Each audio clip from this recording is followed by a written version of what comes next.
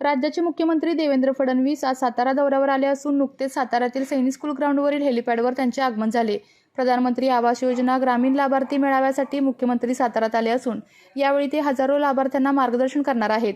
या कार्यक्रमाला केंद्रीय ग्रामविकास मंत्री शिवराज सिंग चौहान हे देखील उपस्थित राहिले आहेत। राज्य आणि केंद्र सरकारच्या विविध ग्रामीण विकास योजनांबाबत या मेळाव्यात महत्त्वपूर्ण घोषणा होण्याची शक्यता व्यक्त केली जात आहे।